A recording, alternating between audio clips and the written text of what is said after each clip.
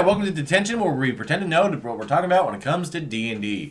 I am your host. I only count as one, Tristan. To my left, we have Santa's little helper, Sam. Oh my god. And to my right, we have Brandon. Stop taking Elfies, please. Okay. So Good show. So today, if you can't guess, we're talking about elves. Yay, elves. They are beauty. They are grace. They are magic. Maybe they're born with it. Maybe it's elfily. So yes, we're continuing our journey into the different races. As always, we are talking as kind of like a brief overview. We're not going to go too deep into their history and culture, too deep, because especially with ones like elves, there's a lot of it. A long lineage, almost as long as their lifespan. Ba-dum-bum. So we're using this as a general overview to help you pick out maybe some races to help you with your classes, with your Character characters, NPCs, and stuff like that. So it has brought us today to elves. Good old elves. Elves, when we've talked about before with things like dwarves, elves are very long in the culture of D&D in general. And fantasy. And lore. fantasy lore in general. Now, there are many types of elves, as noted by you said. The Santa's elves, the tiny ones, that's not a thing. No. These elves are more proud and poised and very dignified. If that's how you want to interpret what we're about to talk about. Or you can be like an Orlando Bluemouth. I hate you. Tall, dark, and handsome.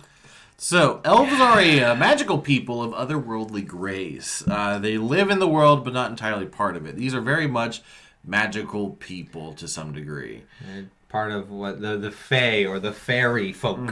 They are generally known for their pointy ears and beautiful long luscious hair and fair skin and beauty. Elves love nature and magic and art and music and poetry and the good things of the world.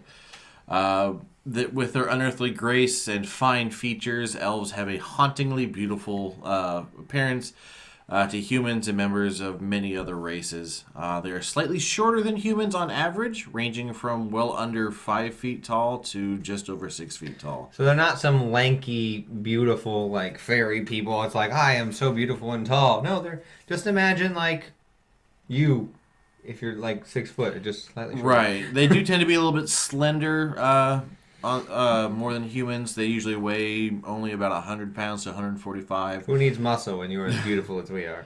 Males and females are about the same height, and males are marginally heavier than females.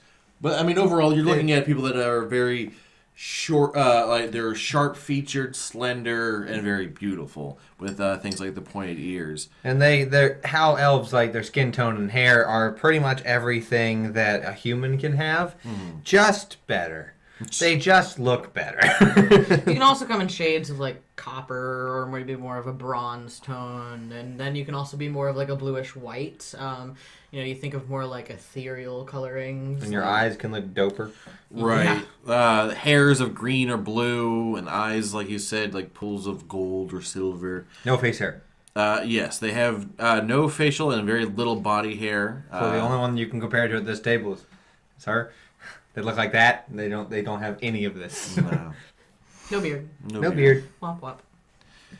Now, this is where a big thing with elves comes into play. Now, we've mentioned before when it comes to dwarves, they live a long time.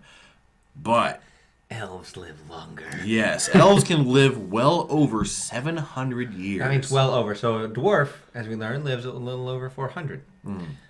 Elves live well over nearly 2 times the amount.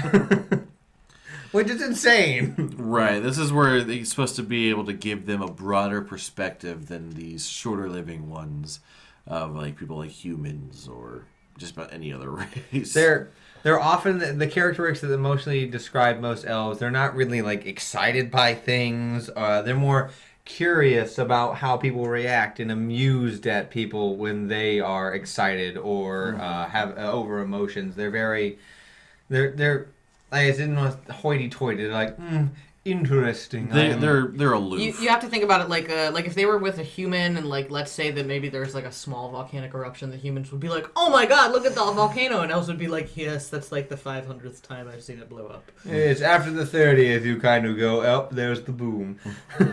So it's they They pretty much are. They're also very like proud in the sense of if you shoot an insult at them, they are generally just like disdainful, and if you like lobby harsh insults, they're gonna get vengeance. Yes. Like you can be like, "Oh, this dumb elf over here with their pointy ears and their stupid face." They'd be like, "So you want to die now?" Right. They're slow to make friends and enemies, but they're even slower to forget them. So if you can make a friend with an elf, you've made like a lifelong friend. You've made one that'll probably outlive you. No, you will. Unless you're also an elf, and then they don't have a problem. Okay. They're flexible in the face of danger. Their trust is diplomacy and compromise to resolve any kind of difference, rather than usually going straight to violence. But they will escalate to violence. If They need be. will. They if it arises, elves reveal a stern martial side, demonstrating skill, especially with sword, bow, and strategy. So if you think of the opposite being a dwarf, being like, I'm going to bash and hack and slash, elves are like, okay, I'm going to figure out my best plan of attack, start at a range, and then work my way in, and then use... Right, there's the brute strength versus the parry. Brain versus brawn. Yes.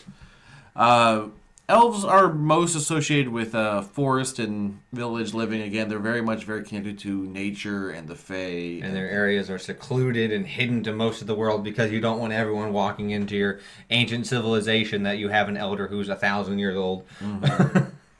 And he's like the fourth one to have lived his entire life. And you're like, oh no. Elves are also kind of self-sufficient in the way that they sort of like hunt and grow their own food.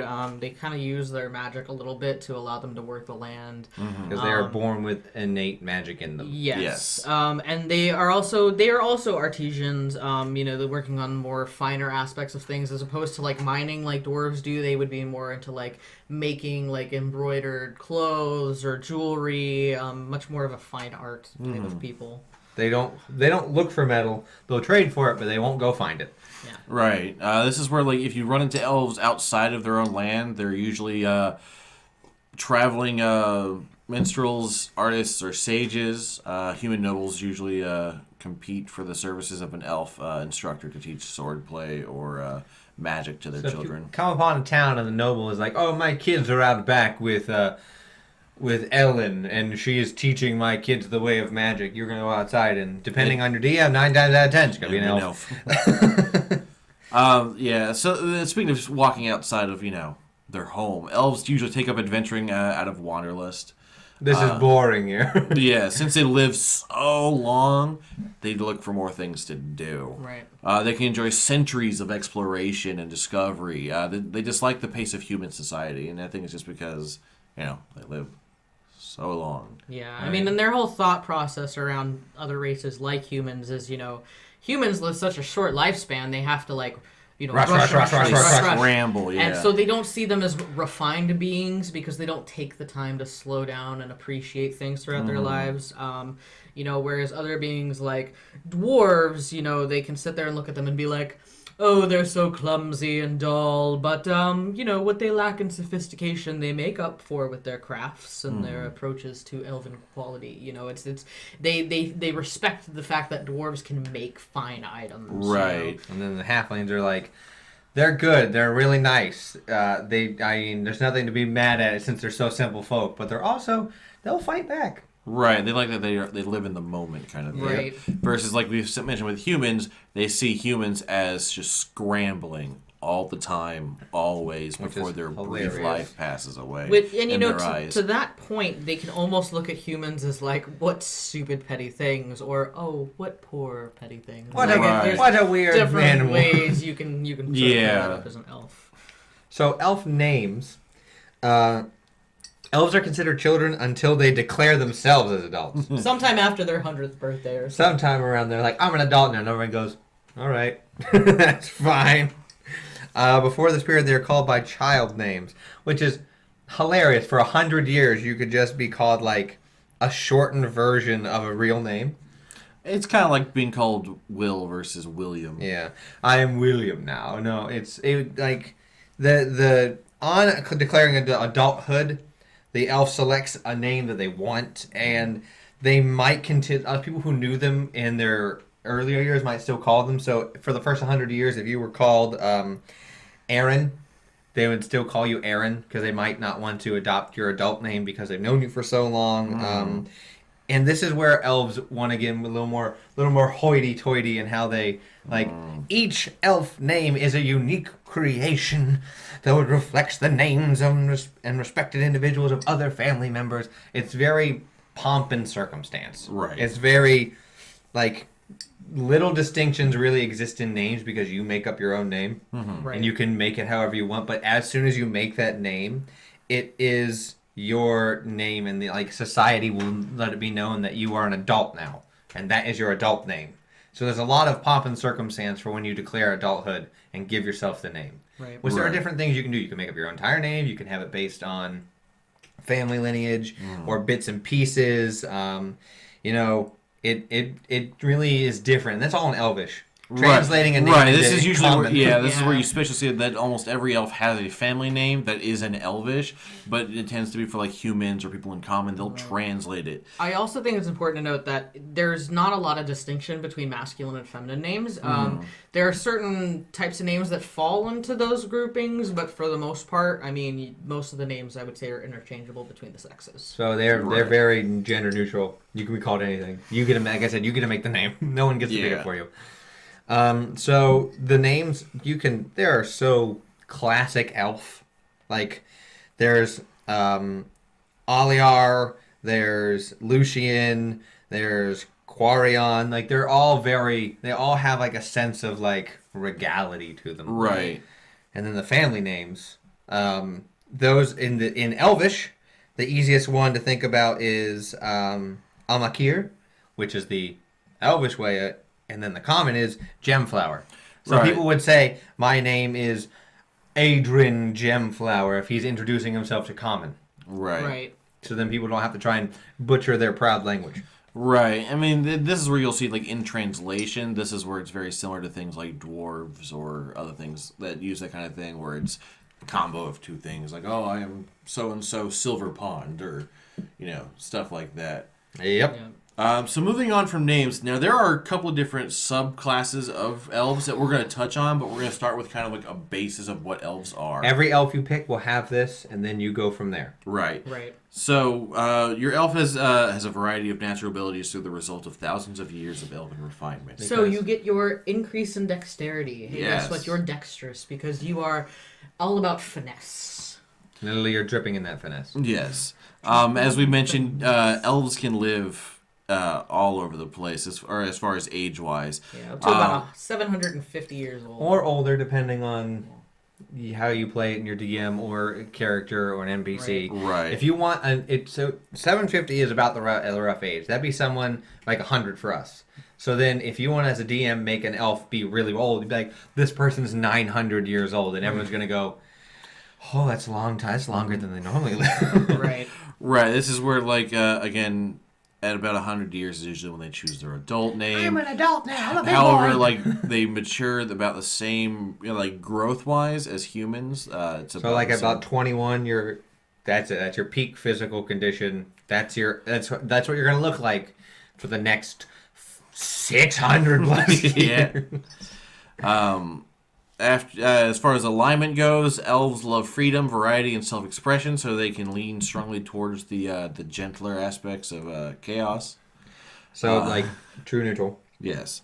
They value and protect others' freedoms as well as their own, and they are more often good So in general. lawful good or neutral good or lawful neutral. And there are a couple of sub-races where that's not the case, but we can get into those. Oh yeah, that's a Right, whole yeah. thing. So the one sub-race the notable one that can be more evil, and that's one class that people know is Drow, which we're going to talk about, but it's important to talk about that there is a whole sub-race that elves can fall into. Yes. Right, because drows are more evil. Evil!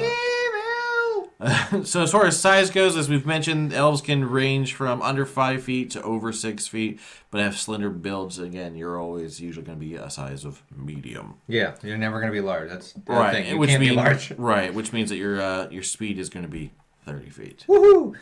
You also get dark vision because you're accustomed to the twilight forests of the Feywilds and the night sky and the illustrious bloom of the moon, and you can see in the darkness for up to 60 feet. Which also leads into your keen senses. You have perception advantage on sight, smell, and hearing.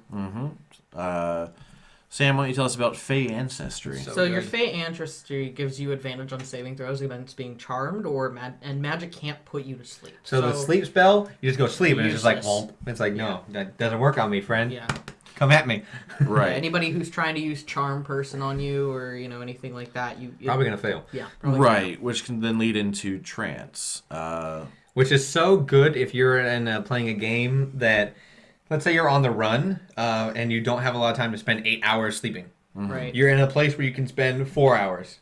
By Jove, do I got something for you? There's trance. And what's trance, Sam? Basically, you just meditate semi-consciously for about 4 hours. So it's kind of like taking that long rest and cutting it in half, which is really nice, especially to have an elf in an adventuring party to be like, I only sleep half the time. This is great because if there's something that's going on during those people's long rest, you're more likely to know about it. So that you're going to transfer 4 hours, preferably at the start of the night. So then your 4 hours go by, and then the rest of the 8 hours, so the last 4 hours, you can just be up being like, okay, my now keen senses when it's pitch black outside with my dark vision and everything else, nothing's going to get past me. Yes.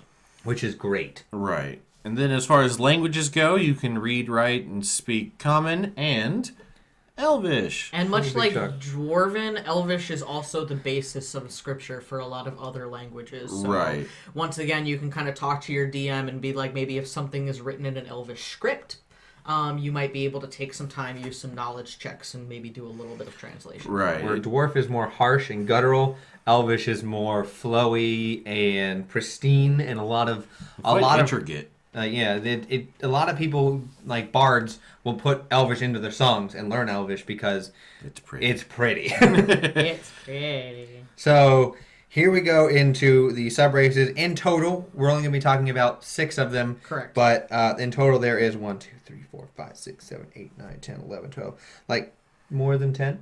Yeah, some of them we're going to sort of lump together. Some of them have, a little bit more niche aspects to them. But I think the first one we're going to get actually into is going to be the Dark Elf or the Drow Elf. The Drow Elf. So that one's one of the classic. Generally in most depictions in D&D, the Drow Elf is going to be purple skinned with silver hair. That's a Drow. Most Drow you're going to see look like that because they have been banished to the Underdark, and pretty much they didn't follow the goddess, or they followed the goddess Lolth, Queen of Spiders, down the path of evil, and now they have been tainted by that evil, and that's why they look different. They look like obsidian or charcoal or different shades of purple. They have stark white or pale yellow hair, very pale eyes. So they generally look like a vibrant, darker colors or like a less vibrant, like youthful looking elf. That's the easiest way to look at it. Right. They tend to also be a little bit smaller and thinner. Yeah, because they live underground. Yes. It is worth noting that Drow elves are typically a bit more rare, so you should always talk with your dungeon master about playing one. Because there are more often than not bad guys. Yeah. Yes. You don't normally see Drow elves coming to the rescue of people. Yeah. Right. But some of the things that Drow elves get, they get a bonus to their charisma score. Which, Usually used for the intimidation. right, or, maybe some bit of magical casting, some gifting from your goddess Loth. True. Yeah. Living underground in the Underdark, they get superior dark vision. 120 feet of dark vision. But they also are sunlight sensitive. Their eyes are just like... Yeah. So much like the Grey Dwarves, you're so used to the Underdark that you're not used to the sunlight. So attacks get disadvantage in sunlight, and so does perception. Yep. But you do get the Dancing Lights cantrip, and when you reach 3rd level, you can cast Fairy Fire once, as well as 5th level, you can cast Darkness, and Charisma is your spellcasting abilities for these. And then you are trained by being a drow in rapiers, short swords, and hand crossbows. They're very dexterous. If you can't tell, as we said, with the regular elf, you get the +2 dexterity and now +1 in charisma. if you want to play, a warlock would be a very easy way to put this into the game. Yeah. That's So, I make a pact with Lolth. There we go. Right. Not wrong. Right. Woohoo! So, what do we want to talk about next? Do we want to go into High elves. High elves. The most classic of elves. It's the one that everyone thinks when they think of an elf. High elf. You have a keen mind and mastery of the basics of magic, at least. So, in many worlds of D&D, there are different kinds of high elves, but that's in lore. High elf is a high elf. You get, depending on which version of high elf, you get different proficiencies. That's about it. But basic for high elf is that you're a smarty smart, and you're very regal and poised. That's your whole lineage, is being an elf of a higher order and a higher calling. Most people, when they play a high elf, will play it as a conceited, like, oh, I'm so sorry I have to explain, I have to dumb this down for you, because we're very more regal and pristine, and they have more alabaster, like, pristine skin. So what do they get? So with the high elves, your intelligence increases by 1. Leaning in to spellcasting. Right. You get proficiency with longsword, short bow, and longbow. So the longs and shorts. You know a cantrip, any cantrip of your choice from the wizard spell list, which is pretty nice. Even if you don't want to go spellcaster, you immediately get a spell cantrip. Right. And an extra language. Which is so good. So the reason why I said like it leads to spellcasting is a lot of high elves study magic, become wizards, because they are innately and inherently a little bit smarter. Not to mean like, oh, we're so much smarter, but innately they get that intelligence bonus, which makes them slightly smarter. Which means if you want to make a wizard and you want to help boost into that, this is the way to go. You'll be a harder to hit because of dexterity, and a little bit smarter because of the intelligence. So an elf wizard's pretty classic, pretty good. Yeah. So next up, the Eldrin elves. We actually have one of these in our campaign. They're so interesting. They are very interesting. The thing that I think makes them interesting, so Eldrin elves are, native to the Feywild. They're based off of seasons. So there's autumn, winter, spring, and summer. And depending on which kind of Eldrin, you kind of get a different little sort of boost with it when you use your Fey step. These can also have different personality characteristics. So you definitely want to look into that and see how that might play into your character's role-playing ability. And it does note that when you pick a season, you don't have to stick with it. Some are based in one season for the rest of their life. As they grow and mature, they change seasons. Some change seasons based on what's happening in their mood. And those are more chaotic, emotional people.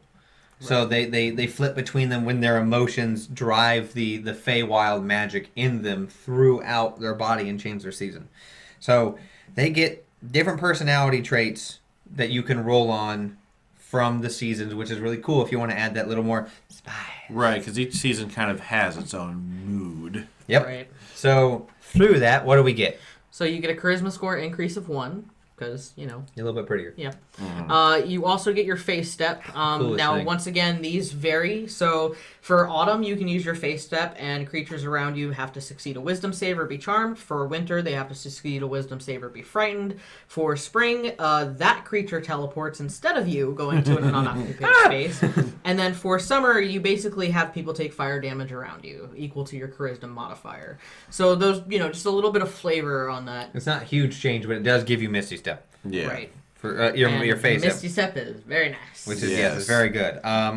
There's a variant on that. It's not anything important. It's just intelligence and then training. That's it. But your step doesn't get the mighty boof. It's just a regular Misty Step, which is still good. Like I said, there are some variants, and again, there's some weird little things with different ones. Like there's a slight version of like a high elf, or a lot of it comes down to story-wise. And where you're from. Right. Yeah. Elves are everywhere. Yeah, elves are everywhere. They're one of the oldest races, and again, one of the OGs as far as races in D&D. It was the other, when different races were introduced, it was actually a different class, and the other class was dwarf and elf. Everything else was a human. Yes. So this is part of the OG, technically the first non-human race added, even if it was just a class. And speaking of elves being everywhere, they can even be in the elemental planes, such as the sea elf. All right. Sea elves fell in love with the wild beauty of the ocean in the earliest days of the multiverse. While other elves traveled from realm to realm, the sea elves navigated to the deepest currents and explored the waters across the 100 worlds. So they live in small hidden communities in the ocean and on the elemental plane of water. Yes. Which is somewhere that a lot of things can't live because I don't know if you know this, elemental plane of water means it's all water. only water. Only water. All water, all the time. Water, water, water. Water all the time, always. H2, oh no. Now with the sea elves, you do get a Constitution +1.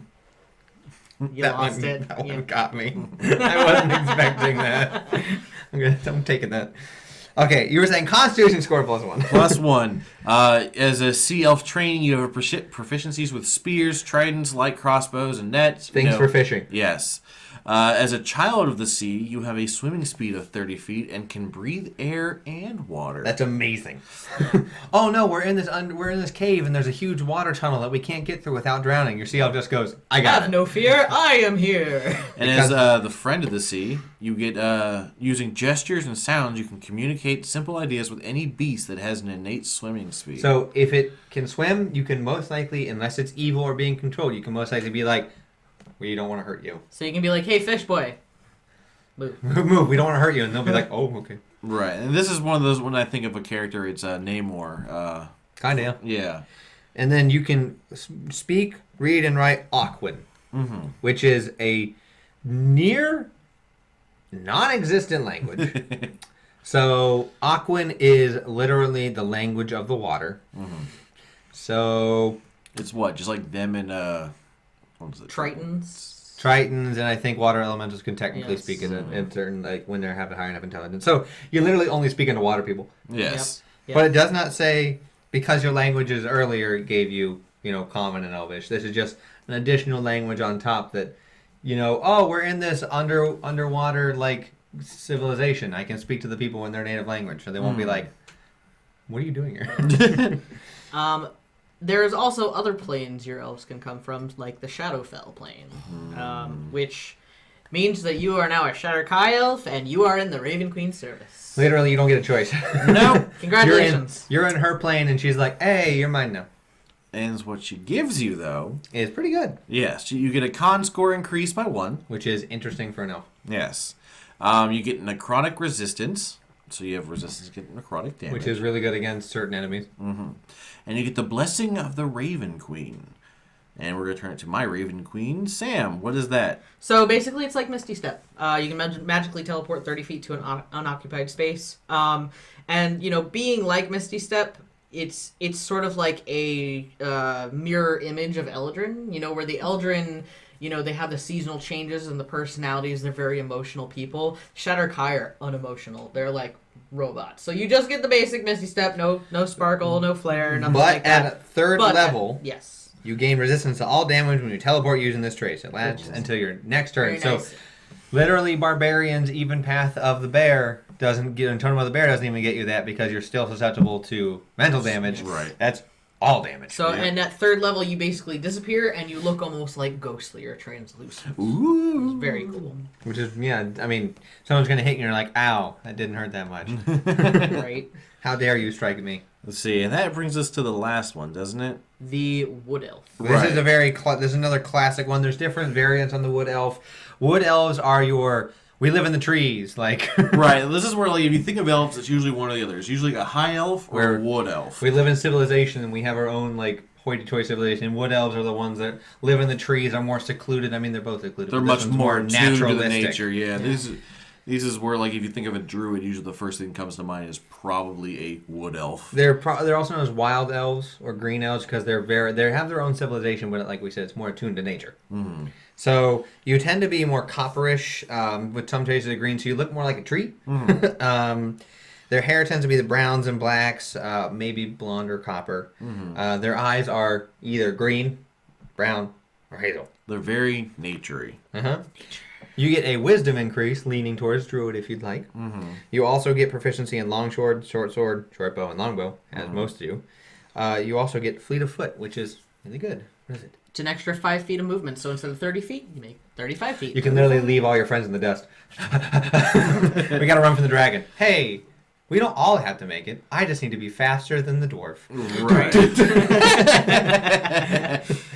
And, of course, you also get Mask of the Wild. This I is love where the you name. can attempt to hide even when you are lightly obscured by foliage, heavy rain, falling snow, mist, or another natural phenomenon. So pretty much, if you're in nature and something's happening, you can just be when other people are like, "Well, I can't hide in this." You go, "Oh, that sucks," and then you'd be like Homer in the meme, and you just fade into the bush. Yeah.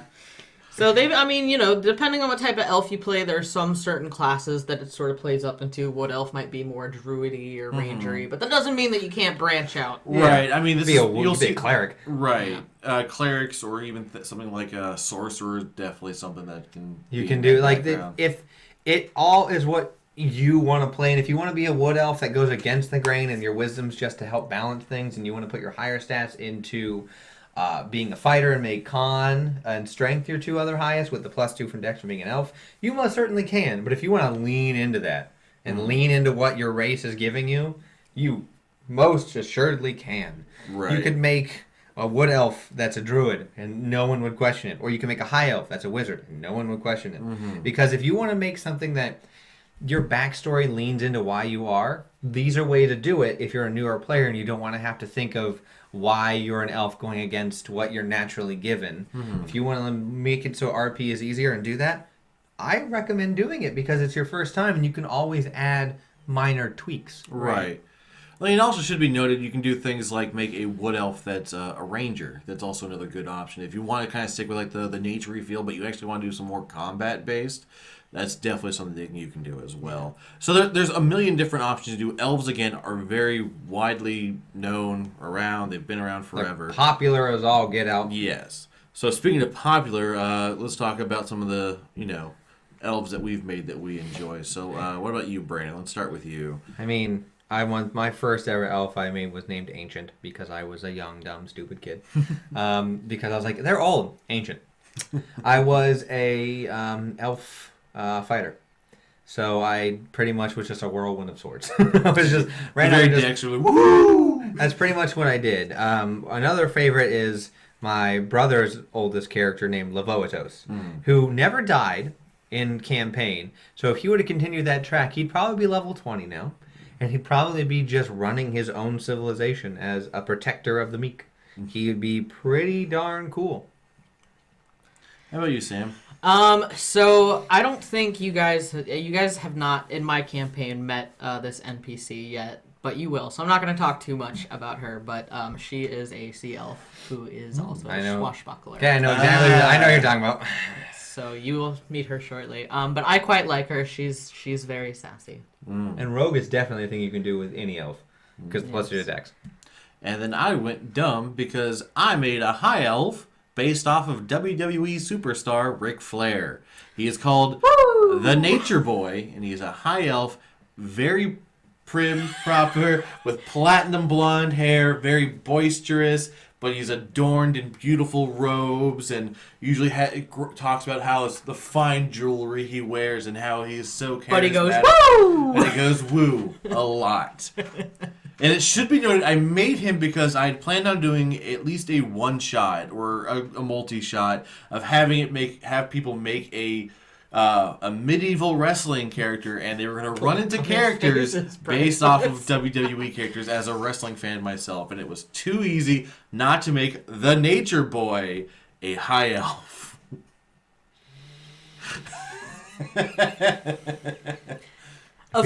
If we ever play a campaign where he shows up and he does woo more than 2 times, I'm gonna kill him. You can certainly try. Woo! Well, it also makes sense with elves living so long, and Ric Flair is a person who is ancient and will never die, and it's quite amazing. Yeah. I'm pretty sure he's actually an elf. As I mentioned before, we do have an Eldrin elf in our campaign, Leon. I quite actually love the Eldrin elves. I think that it's a very interesting. They're my favorite. They're very unique. That is absolutely. They're not my favorite, but they're definitely unique. Your favorite's the evil one. The drow. Oh yeah. So the drow and the Shadowkite. First off, because I love Lost and I love the Raven Queen. Ooh. Right off the bat. Did you guys know that? Dark and spooky. What a surprise. This is why we're in the dichotomy. It goes from dark and spooky to light and joyous. We just go around the table. You're the middle ground. And then We have evil, good, neutral. Chaos, law, neutral. I'm more Much. chaotic neutral. So yeah, So those are elves. Again, elves are so wide range in what they can be, what the potential they have, and they've been around forever, so there's plenty of history to draw upon. and you don't have to make your adventure a young elf. You can make an No. elf that's 400 years old because you still got 300 more years to go. You could have an elf with a midlife crisis. Exactly. Like I have been an artist my entire life, and then my shop went bankrupt, and now I don't know what to do. I'm So I'm gonna buy myself a convertible sports car. Boom, boom. Hey, ladies. Or it could be like, what is it, from Deadpool 2, where he was just like, I saw an ad and I showed up. And Yeah, like, all right. really. It can be whatever you want. It can be young and dumb at 100 years, or you can be close to 600 and be an ancient, or not an ancient, an older elf, and it doesn't matter because they're at peak thing until about 700 years. Right, and again, even if you're not looking for a PC, if you're looking for NPCs, elves are a great way to do a number of things. Whether they're from the royal with high elves, or if they're, you know, an NPC that you run into in the woods to help your party and stuff. Elves are very versatile and very helpful. Very pervasive in the world, so use them. Yes. So until we see you guys next time, D10tion dismissed.